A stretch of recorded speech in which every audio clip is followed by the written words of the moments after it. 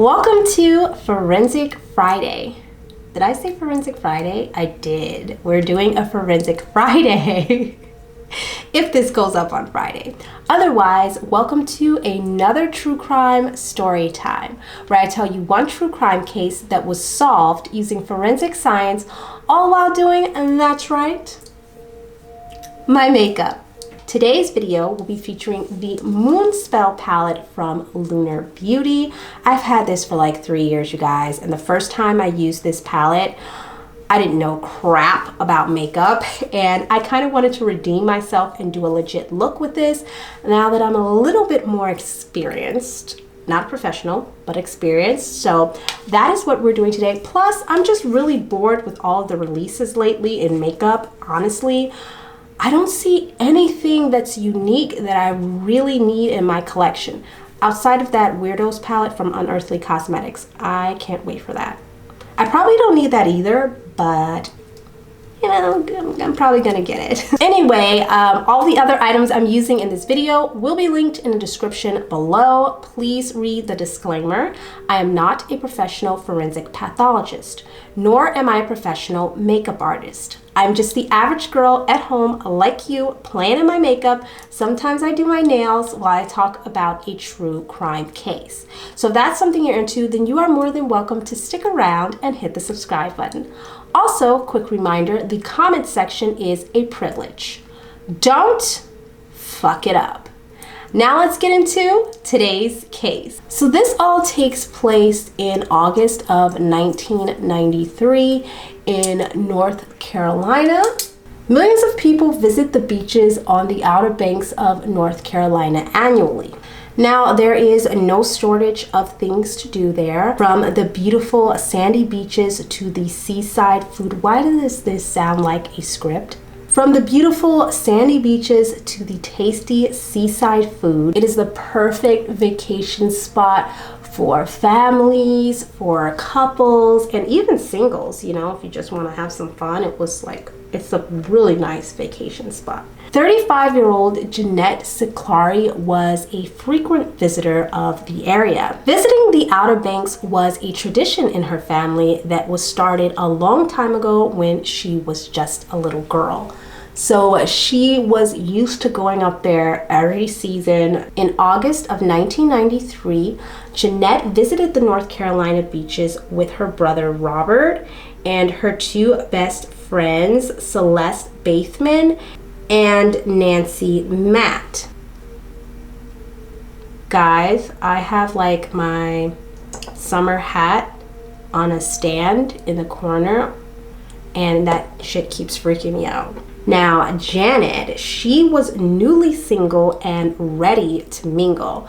I mean, the girl really was ready to let her hair down and have a good time with her friends and her brother. Now, the group, they stayed in a rental cottage for a couple of weeks before heading out to Nag's Head. I believe that's what it's called, Nag's Head. I'm not from North Carolina, so if I pronounce anything wrong, hold on to your panties, okay? It'll be okay, all right? Don't worry. So they were staying in this cottage before heading out to Nag's Head, where they were supposed to stay in the Carolinian Hotel. Now, on the evening of August 28th, Janet, her brother Robert, and her two friends headed out to a nightclub for some drinks. You know, they just wanted to party, live it up. They were on vacation, and they really just wanted to have a great time. And Janet, being newly single, you know, she was like, girl, she was ready. She was not ready. You know, you have those friends who are just, you go out with them and they're ready. They're down for anything. They're ready to go. That was Janet. She was just living her best life. After the nightclub, the group headed to the Protocol and Gaslight Saloon. Gaslight Saloon? Don't go there. Well, now I know where my ex-boyfriend is working. I'm just kidding. I'm kidding. I love him. We love him. But seriously, we don't want to go to the Gaslight Saloon, girl. That is the last place we want to go to, you know? At the saloon, they continued partying and having a good time.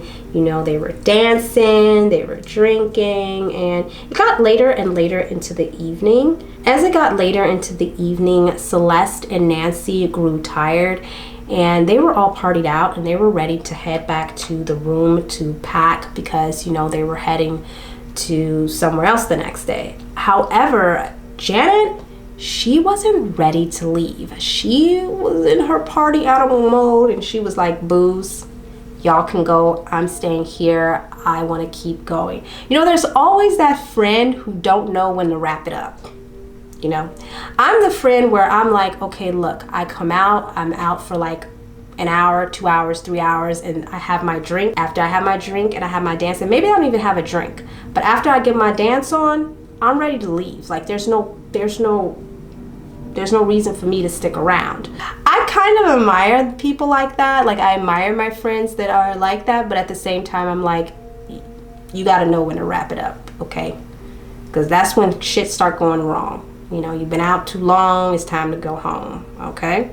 My parents always taught me, when the street lights come on, your ass better be home. Because if you weren't, over that doorstep, before those street lights came on, you were getting beat.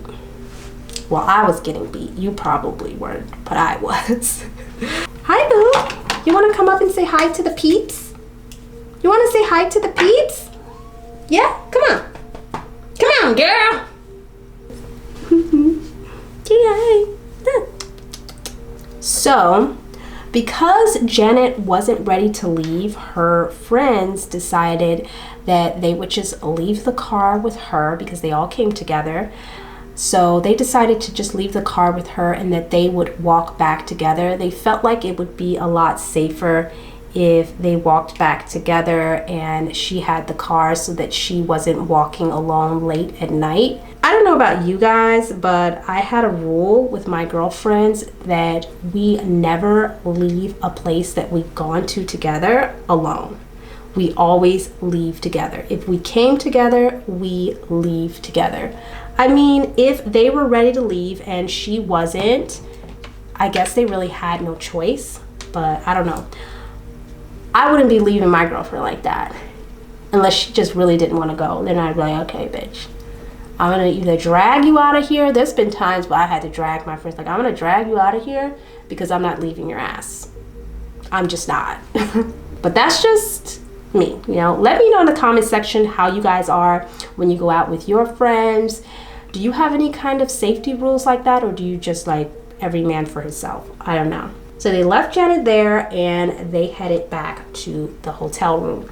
The next morning, a maintenance worker was doing, you know, his routine on the beach. He is walking along the beach, you know, doing his routine, picking up any trash or leftover items, lost items that he may find, when he stumbles across Janet's body. The police were called out immediately, and when they showed up on the scene, they found Janet's lifeless body laying just yards away from the Carolinian Hotel. That meant that she almost made it back to the hotel. Janet's blue tank top was completely stained with her blood. Janet had no clothes below the waist, and she was clutching her jean shorts in her hands. It appeared as though she had been sexually assaulted. Whoever had attacked Janet had stabbed her several times before slitting her throat and leaving her there to die. People are crazy out here in this world. During Jeanette's autopsy, medical examiners also ran a rape kit on her, and it was confirmed that she had in fact been assaulted. They found a pair of men's size 9 Nike running shoes laying just a few feet away from Jeanette's body as well. Investigators were convinced that the shoes were connected to Jeanette's murder somehow, but they didn't know how, or rather whose shoes they were. Detectives working on the case decided to keep Jeanette's cause of death a secret from the media. They didn't want any false information getting out there and being spread around, or they wanted to prevent false leads and false confessions. So yeah, they decided to just keep it hush hush, which I think is pretty smart. It helps to protect the interrogation of the investigation. I meant to say the integrity, not the interrogation. Investigators also like to do this because they know that the only person who would have information on how Jeanette passed would be the murderer. This helps them to be able to tell who's the real deal and who's just like talking. Now, we know that oftentimes when things like this happen, the police like to look at the person closest to the victim first. So of course, they pulled in her brother Robert to interview him. Janet and her brother Robert were sharing a room. And when questioned about that night, Robert said that he had heard Janet come in. According to him, she came inside, she lit her cigarette, set her bag down, and told Robert she was stepping outside for a smoke. But she never returned. Robert said that he wasn't fully awake, but that he thought he heard voices coming from the hallway outside of their room.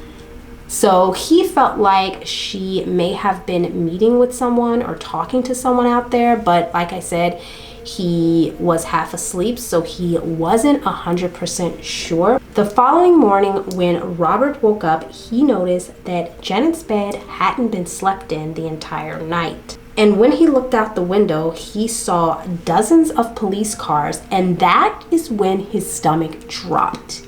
He knew something wasn't right. Something was really, really wrong.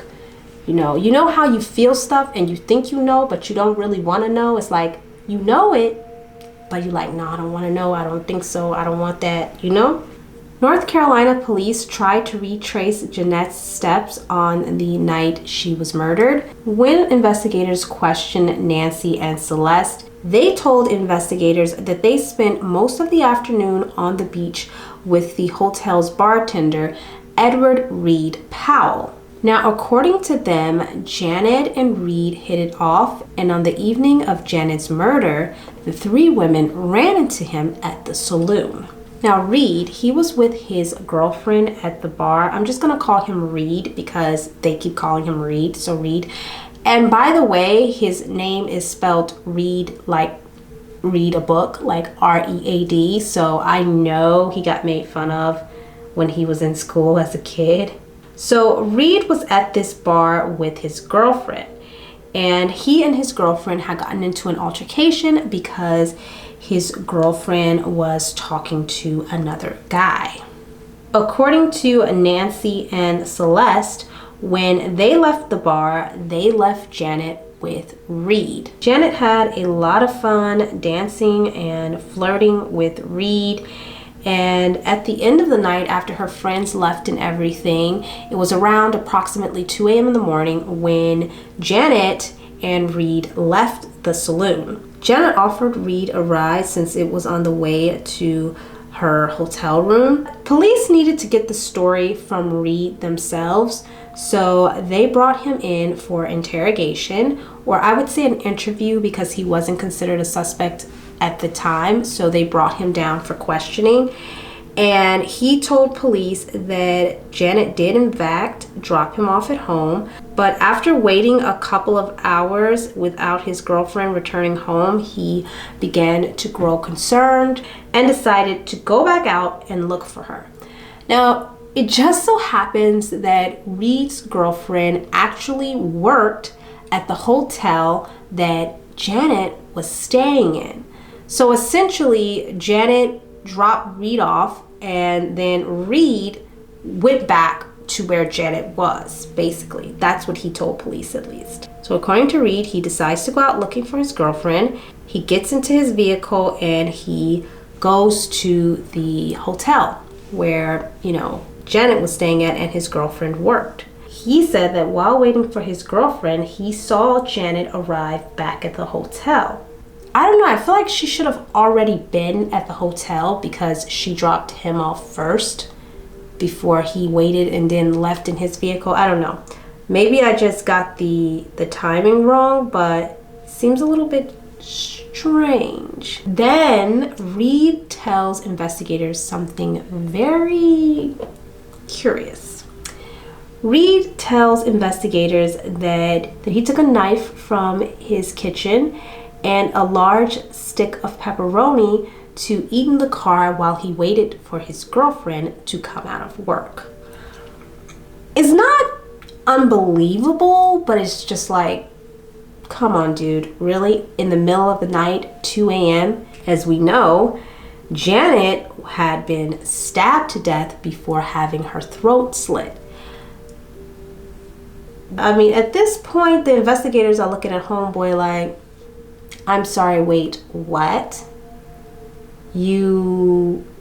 After she dropped you off, you went back to her place, okay? You brought a large knife with you and a stick of pepperoni to eat in the car while you supposedly waited for your girlfriend to come out? I don't know. Suspicious. It's definitely suspicious. I don't know though, because if he was drunk and he had been drinking all night, I can kind of see that. You know, if you're in like this drunken state, I don't know. When I get drunk, I get really hungry as well. Now, remember, police hadn't released Janet's cause of death yet. So the fact that Reed was telling them that he took a steak knife with him was really telling.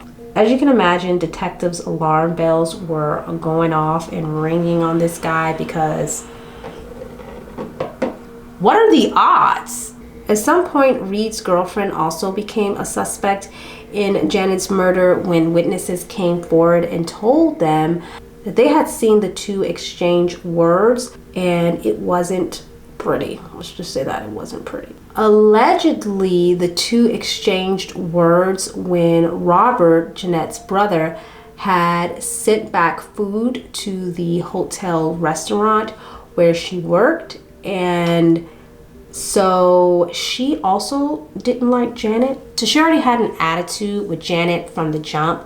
And to top it off, she wasn't that excited when she saw her boyfriend socializing with Janet while she was working at the hotel. But then investigators got a third suspect, a pool boy who had been hitting on Janet the entire time she was there and really made her uncomfortable. In fact, Janet reported how uncomfortable she was with the pool boy to her friends and to people that worked in the hotel. She really didn't like this pool boy. So investigators took a closer look into the pool boy, and they found out that the pool boy had prior arrest for stabbing, you guys. That's right. And you guys, that's not even it. He stabbed a family member, his own family member. I mean, oh my God, I think that this is the guy. This is probably the guy, right? That's what I'm thinking. I don't know about them. But I mean, who stabs their, okay, I don't want to ask. I don't even want to ask that question because I feel like too many of y'all will answer. If this guy's going around stabbing his family members and chopping people up and cutting people up and poking holes in his own family members, I can only imagine what he could do to somebody else. Now it's time to go into the plot. But anyway, back to the story. So while police are running their entire investigation, something unimaginable would happen. Hurricane Emily swept across the Outer Banks of North Carolina. That's right, a hurricane. So the investigation was put on hold. It was at a halt. Over 100,000 people were evacuated from the barrier islands. Can you guys believe that? I mean, talk about bad luck. I mean, this is like the worst luck you could have in an investigation. And of course, some of the people that were evacuated from the island were suspects in this ongoing murder investigation. However, all was not lost because Reed did not end up being one of the evacuees who fled from the island, so investigators were able to collect his DNA. In 1993, DNA technology was not as advanced as it is today, so forensic scientists had to compare the length of the auto rods, which resembled barcodes. Then they compared Reed's DNA to the DNA found on Janet's body. And guess what, you guys? It wasn't a match. It was clear that it was not a match and that Reed was not the killer, or at least that was not his DNA. So if it wasn't Reed's DNA, then whose DNA was it? They were about to find out. None of the other suspects in the case matched the DNA found on Janet's body either.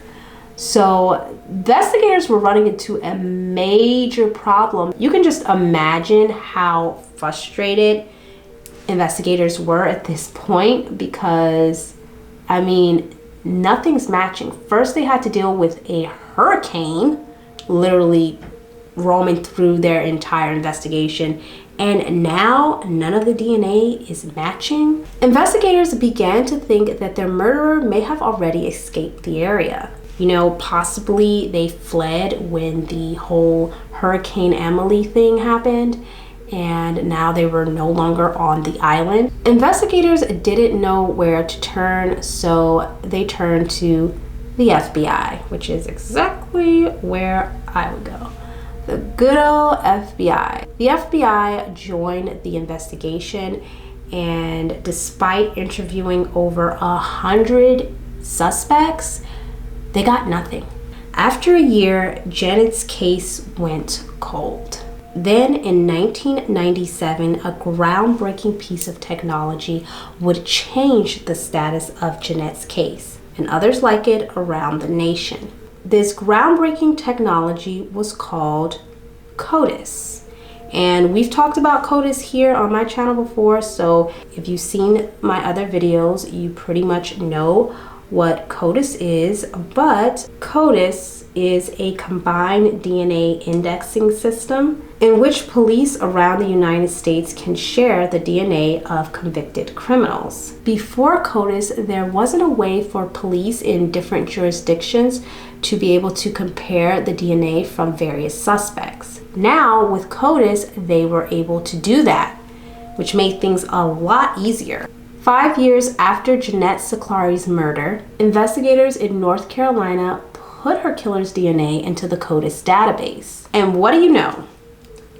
They got a match. The DNA matched a Thomas Berry, and he only lived an hour away. Thomas Jabin Berry was a 32-year-old fisherman and a convicted sex offender. One of his sex offense charges was an assault on a child. Guys, I can't talk about this. You know, you guys, I am very sensitive about topics with children. Very, very sensitive. I just want to say really quickly that what I'm saying might be triggering, so maybe skip ahead like, I don't know, a couple of seconds or a minute. A 12-year-old girl to be exact, and Barry kept telling police that it was consensual, even though the girl was just 12 years old, and there's no way that that could be consensual.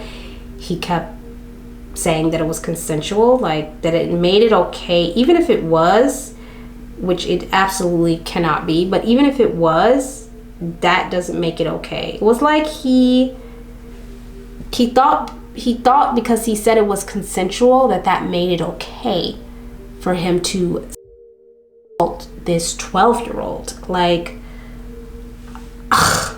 definitely a nutbag. Now, his 12-year-old victim would later testify in court that Barry lured her into the woods by asking her to help him find his lost nephew. Then he SA'd her before abandoning her and leaving her in a fort in the woods. Barry also doesn't deny sleeping with Janet, which he says is evident from the DNA that they found on her body, but he denies killing her. But later, Barry would say that he was high on crack cocaine at the time, so he's not exactly sure what all went down that night, but he's pretty sure that he didn't kill Janet.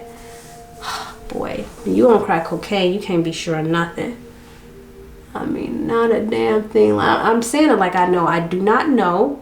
I do not do crack or cocaine, so I don't know. Janet's loved ones scoffed at the fact that Janet would ever have consensual sex with Barry on the beach. They just thought it was absolutely ridiculous and disgusting for him to even allude to something like that. They were not happy, they were not buying it, and they just thought he was absolutely disgusting, which I have to agree. Now, even though Barry had admitted to all these things and, the evidence did point to Barry, investigators still needed more evidence. So they began to look at the shoes left at the crime scene. Homeboy then sat up here and left his shoes behind. Forgot something? Yeah, a major piece of evidence, sir. Now, Barry said that the shoes didn't belong to him. Well, of course he did. However, investigators didn't believe him. They needed to find someone that could confirm that the tennis sneakers that they found on the beach was in fact Thomas Barry. So investigators brought in a bare footprint expert. The expert examined the sneakers and determined that Barry was most likely the one who had been wearing the tennis shoes found near Janet's body, but most likely isn't for sure. So they needed something more solid. Then investigators got a break in the case when one of Barry's ex-girlfriends came forward and confirmed that the shoes did in fact belong to Barry. With that bit of information in hand, investigators were able to place Thomas Barry at the crime scene. Prosecutors believe on the night of August 28, 1993, after Janet had dropped Reed off at his apartment, that Janet returned to her hotel room where she dropped off her things, lit a cigarette, and went back out to have a smoke. Now, they do not believe that anybody was outside of her room. They think that perhaps her brother was dreaming or something, but they don't believe anybody was really with her. They think that Janet decided to take a walk on the beach and have a smoke when she had the unfortunate luck of running into Thomas Barry. Prosecutors believe that Thomas Barry was sex crazed and super high. They believed he threatened Janet with a knife, and that was how he was able to subdue her before assaulting her.